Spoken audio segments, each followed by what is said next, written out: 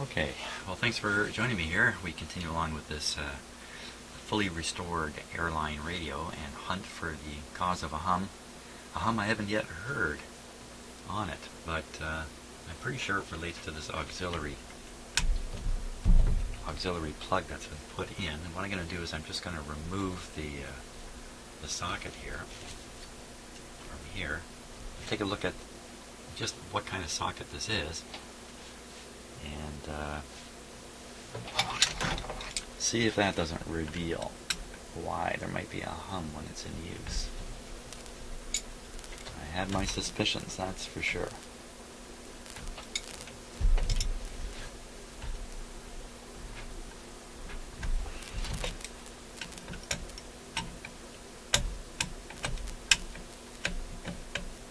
Of course, I'm not telling you what my suspicions are. Keeping that secret. Wow, that's really cranked down on there.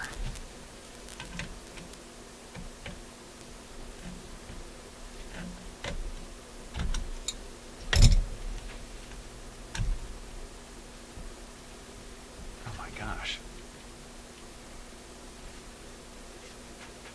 What's happening there? Should have come loose by now.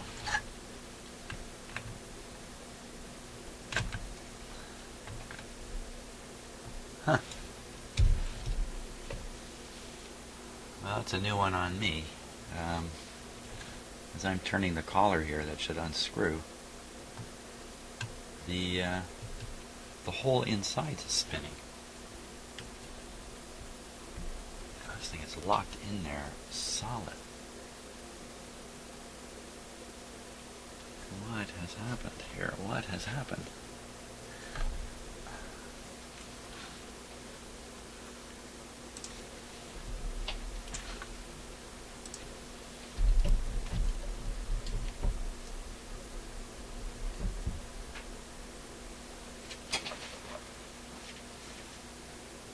Can't imagine what I'm going to see.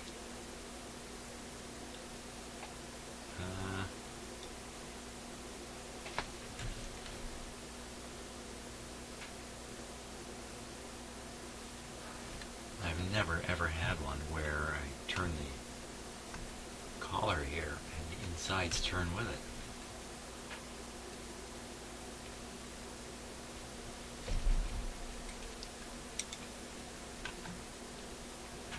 Get a smaller pair of pliers here.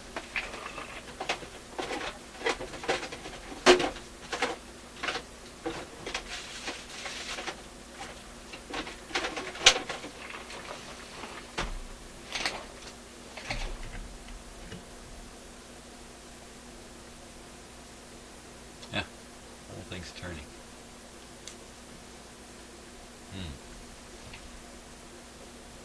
Make sure I got a grip on the right thing here. I'm not. Wow. Isn't that a son of a gun?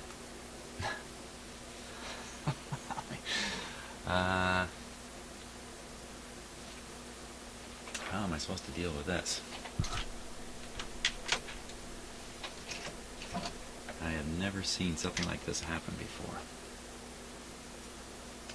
I need something to wedge the inside so it won't turn. Good luck on that.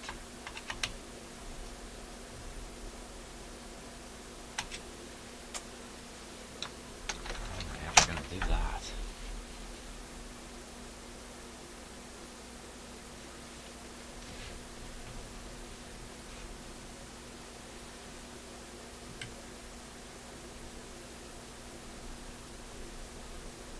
It's locked in there so tight.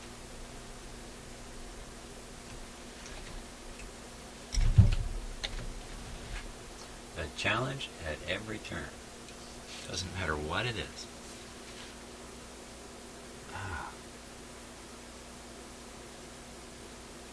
I don't think I can come up with any ideas here on how to, short of heating it up. That's not going to help the plastic parts in the back.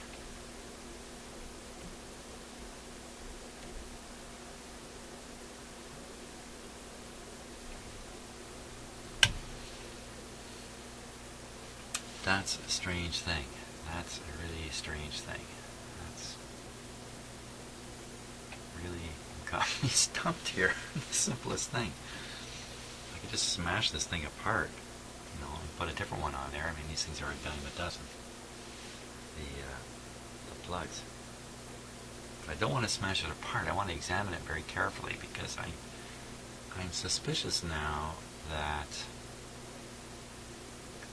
this is a standard mono jack with a built-in switch, like I've seen over and over. But it's been wired as if it's a stereo, as if it's receiving stereo. That's the reason for the two leads coming from it.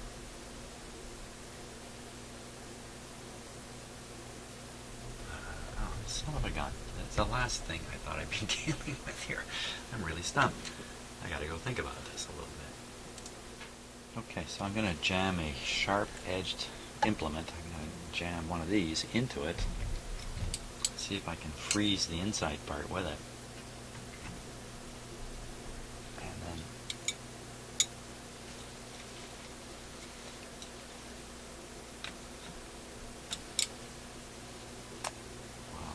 too much pressure on it here. Might not take much though.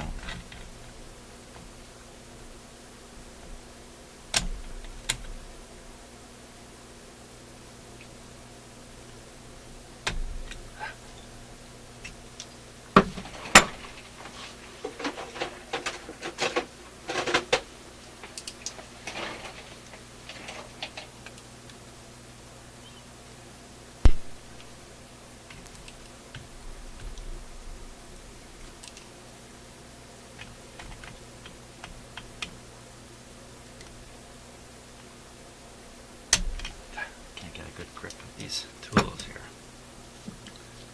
This is working good. Now, there's a gigantic tool here. It might grip it.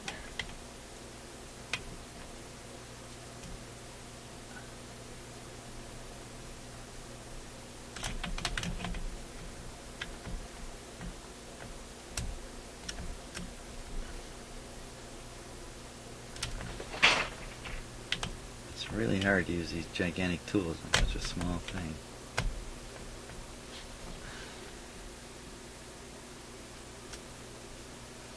Okay, I think I got it. Here we go. Our tools are interfering with each other.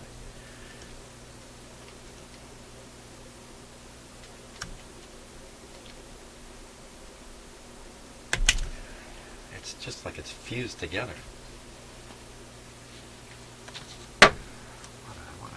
What a.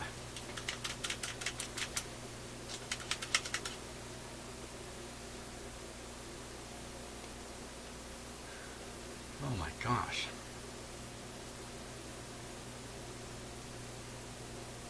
Okay, I gotta go think some more. I don't know what to do here. Okay, so my thinking is maybe I don't have to take it out to make the observation I need to make on this guy. Maybe I can see what I need to see just by looking at it with the close-up camera here. So let's bring that in and take a look. And what I'm trying to do is I'm trying to look inside it. Right in there. It looks just like a mono with the switch. Let me plug in it. Let's see the action in here. Yeah.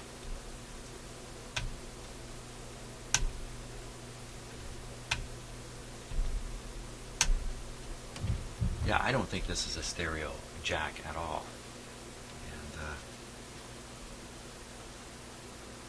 now, this has worked for the owner. He's plugging in an external radio, and it has worked.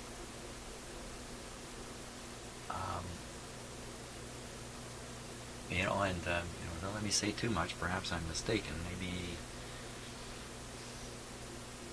Maybe this can work on a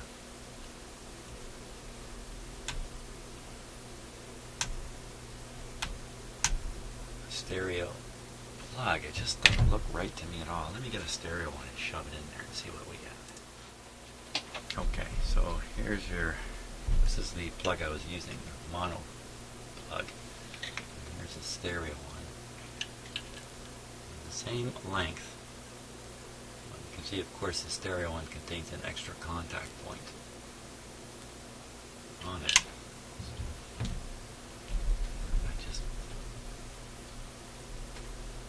Stick it in there.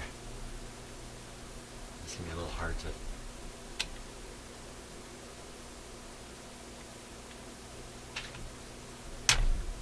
You know, it just reminds me so much of just a regular mono plug.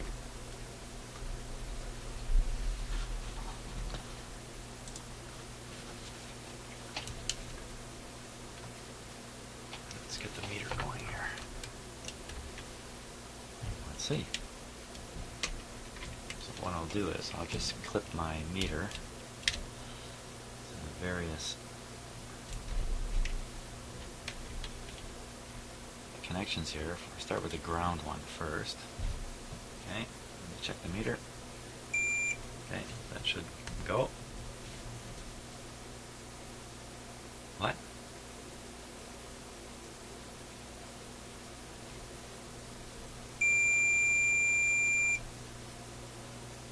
Okay.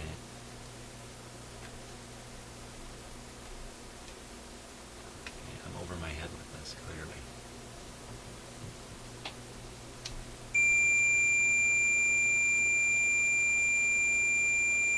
Okay, so he's got it.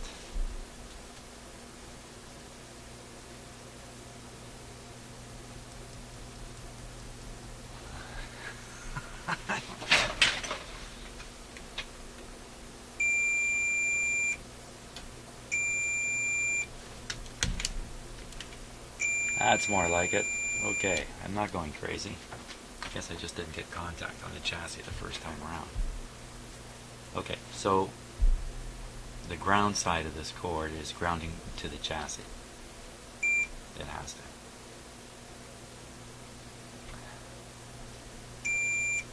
Okay, thank God, or else I'm just going crazy here. Now we'll go on the outside prong, just because it's easier to clip on. We should not hear a tone.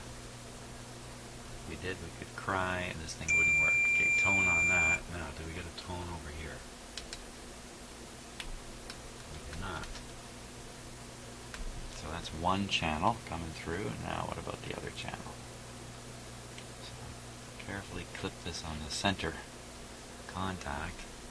Should get a tone here.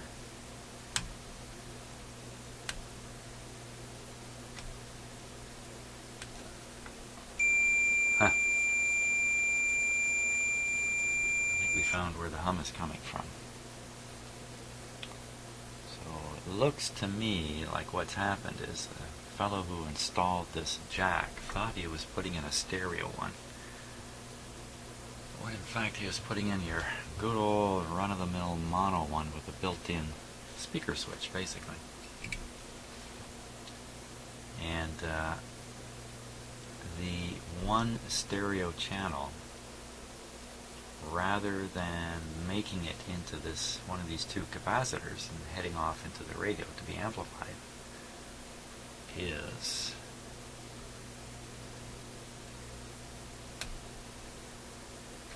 going nowhere.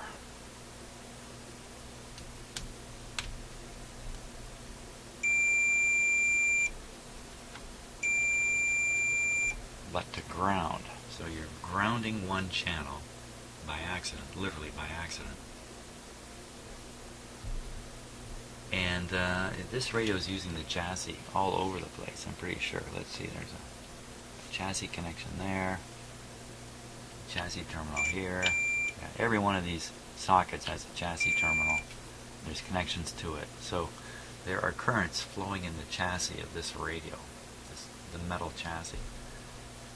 And I wouldn't be surprised if even the chassis is used for the heater current. So, in one way or another, which I can't explain in detail just yet, what I'm thinking is it's the connection between the chassis and this center signal point is resulting literally in hum flowing back into the external radio and then coming back out on the real signal line and going in. And he's done this capacitor thing here to try to isolate the left channel and right channel, so he hasn't got them connected right together solid. He's got them connected together on the far side of these capacitors, which I guess he's thinking produces some kind of isolation. You know, these are small capacitors. I would wonder about the tonal quality of it too. That the external radio is a high quality radio producing high fidelity, but I have a feeling these little capacitors are probably chopping out the bass. Now, you may not miss it. I mean, it's just a little tiny speaker in this radio. It all depends on just how it worked. That's what I think is going on here. I don't think this thing has a hope of working. It's the wrong kind of jack or wrong kind of cord.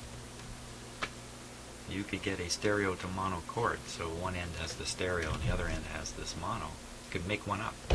They go ahead and short those leads together directly, the left channel, right channel. I don't think it would make any difference to the source radio.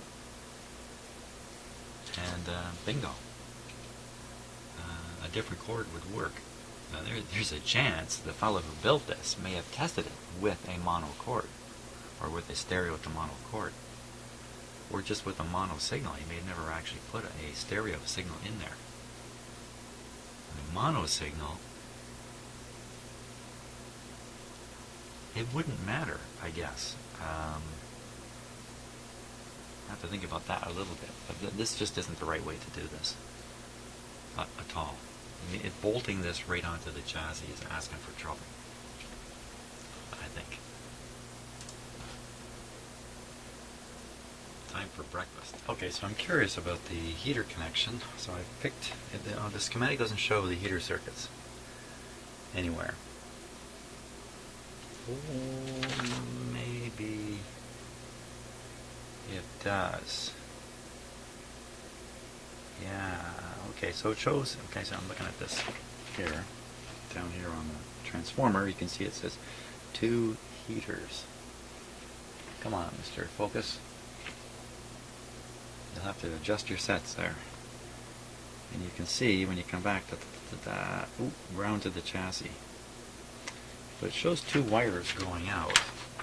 Nevertheless, I just want to take a look. So one of the tubes is a 6A7. Here it is here. The heaters are pins 1 and 7. So I want to look at pins 1 and 7 on the 6A7. It's up here.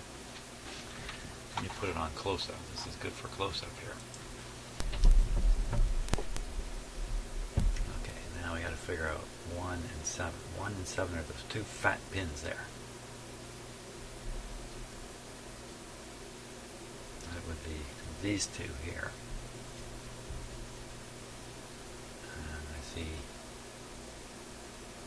One connection coming over here, and that is, look, that's a ground right there.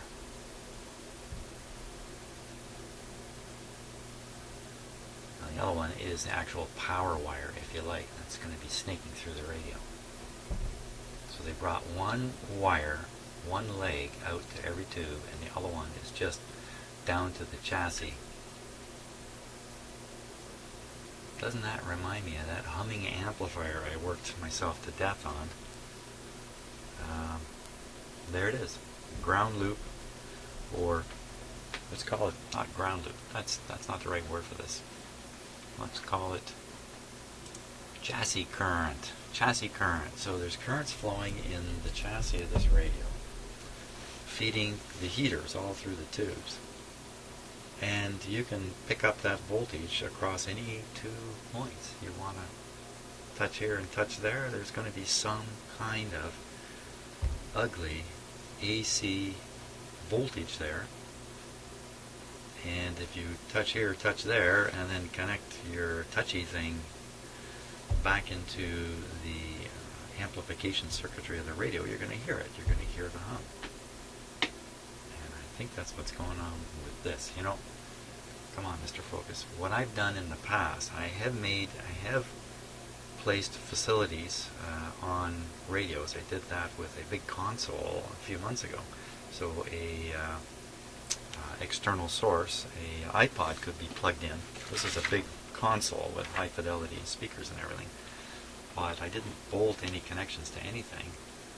I brought a wire right out with the connector on the end. So this piece, instead of being bolted in some way, it's actually hanging out on the end of a wire. It's a long wire, so the wire could reach out of the console and go all the way over to wherever the person wanted to have their iPod. And they could be sitting in their chair some distance away with their iPod in their hand, playing away with it. No chance of a ground loop with that kind of connection. Okay, I think I nailed this. Well, I think the smart thing to do at this point is give the radio a test through its auxiliary jack and see what happens. Just make sure everything here is safe and ready to go. You can operate it like this. I think I'll put the antenna back here. For a signal source, I could use my iPod. But I think instead, because it's convenient, I'll use my oh-so-handy shop radio here. Just, am I going to fit this in here?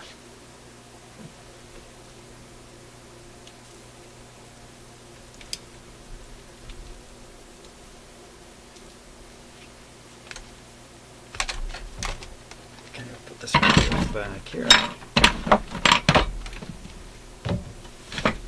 Now, the thing about this radio, okay, is that it's running on batteries. It's not plugged into a power outlet. And I believe when this radio is actually operated by the owner, it's connected to a radio that is plugged into a wall wart. Plugged into a small power supply. Oh, now that could be a problem in itself, the power supply itself. But assuming it's radio equipment powered by a wall wart, there must be a quiet wall wart or power supply involved. This guy is just running on regular batteries, not plugged in the wall at all. If it was plugged in the wall, I would be just a little more hesitant. I'd make a few tests. Even though this one is plugged into an isolation transformer, I would still get out my voltmeter and just look for voltages between them because, hey, that's the kind of guy I am. Okay, just cleaning up here a little bit so we don't run into trouble. Good old CBC. The batteries are low on here. Okay, so that's now plugged in. You know what? Let's start with it unplugged. It's 7 degrees and sunshiny. Okay. Now radio's looking safe. Volume is now turned down. Switch on.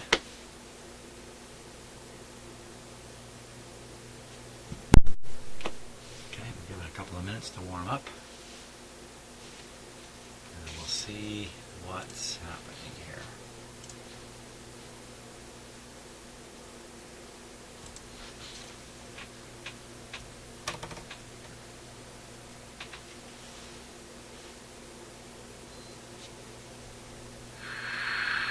Okay, so there's the radio. Now if you notice, I have this plugged in. We can still hear the radio. And what are we hearing? We're hearing noise and interference that's in my house. I guess the idea is you'd want to tune to a quiet spot if you can find one. There we go. I'll turn on this radio. 410.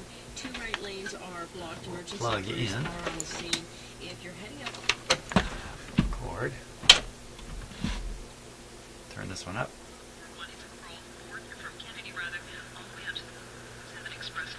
Dixie through to Triple. That's coming out of the airline speaker here. Eastbound on the 401, delays south of Pearson Airport all the way out to It's working Kennedy, pretty nicely. alternately express and collectors, and then it's choked up Liverpool to about Lake Ridge. Northbound on the 400 at Highway 7 in the express, right lane is blocked for the collision. There is a delay in the area. As a result, the South 404 Don Valley is busy from Finch to Winford Drive. Northbound on the Don Valley 404, My hum theory just went down the drain Mills, here. approaching Steele Should be Street humming. north of 16th Avenue. Maybe because this one is battery operated. They are all cleaned up. I'll have more traffic in less than 10 minutes. Thanks, Lori. Robert Sounds a little Fisher shrill, is here, doesn't it? looking ahead to the 5:30 news. Too much We trouble are on a my man own arrested base. by Canada Border Service Agency agents accused of plotting a bombing of U.S. consulate on University Avenue and financial buildings in downtown So I'm going to try to read on Canada Border this Services meter Agency wants the man deported the to AC voltage. Pakistan to be a real terror. Don't need to listen to it. The AC voltage being presented at the end of the plug here. Let's see what we can find.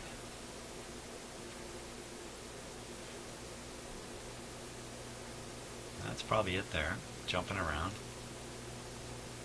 Now, on the other terminal. What? My hand in the way, yes it is. Seeing the same thing.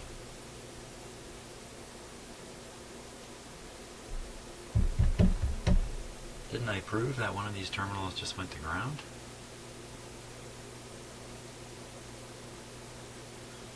Maybe not. Maybe I moved it up here. Okay.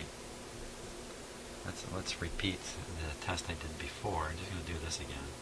Let's turn it up here so we can compare the meter reading to the sound. This isn't the best kind of meter to do this with. I really need an indicating meter, but here we go. I'm going to turn this radio up.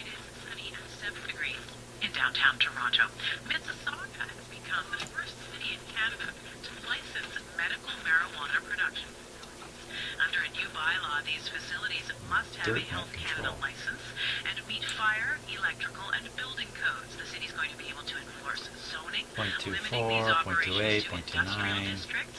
It's also going to be able to perform inspections and collect fees. For more on this historic bylaw, I'm joined on the line now by Mississauga Councillor Ron Same Starr. deal. Good afternoon. Good afternoon. So, can you summarize the main selling points of this bylaw? Well, the bylaw was brought forward basically to protect the city and the residents. I'm not comprehending properly. Okay, maybe I am comprehending. The Health Canada in their Yes, I wisdom am. has chosen to. Okay. I have comprehension wonderfully. Okay, so when I plug this guy in, which camera am I should be showing it to this camera here, which you can't see. This is the mono plug. The mono plug is shorting the second input signal, the second stereo input signal to ground. So this is not a good guy to have plugged in there and do any kind of testing. So I'm going to shut off the radio here. Where's the hum? Where's the hum? I wanted the hum to come there. Okay, now radio's off.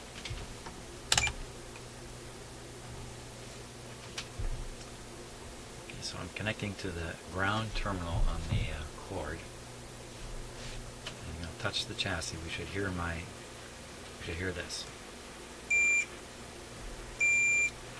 Now, I go on the center one. This is one of the left channel or right channel. Should not hear anything.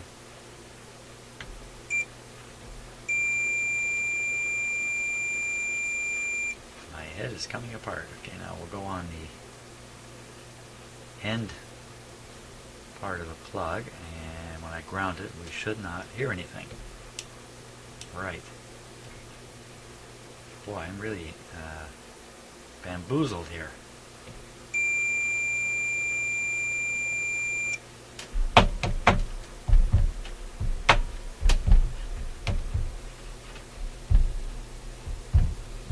That's evidence that I'm thinking, by the way.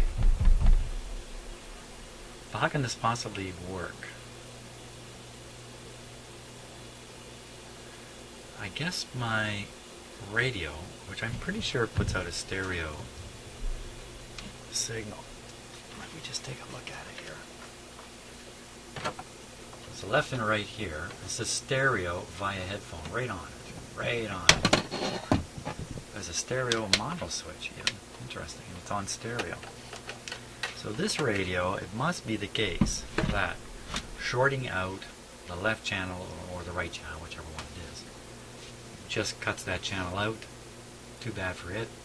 And the other channel still provides a signal to the end of the plug, still going through the radio, giving me the false impression that both channels are making it through these double capacitors here and on into the radio.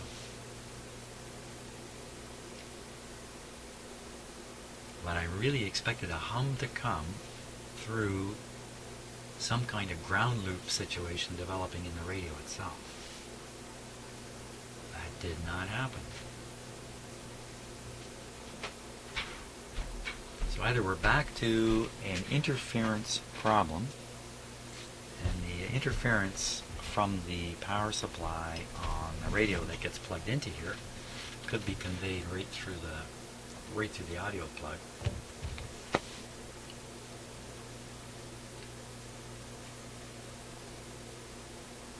Well, okay. So this still isn't quite right because we're knocking out one channel completely. So you're just hearing one channel. If you're listening to stereo program, you're only hearing half the program. It might be a little hard to even realize that though, but that is what's going on here. And of course, I plug this into my radio, I plug it into a different radio, it might work a little differently. And my radio's on batteries. City Council voted in just Oops. So, there you are. Time to go scratch my head a little more. How am I going to prove the hum situation here? I don't have the actual external radio in my hands. The owner has it.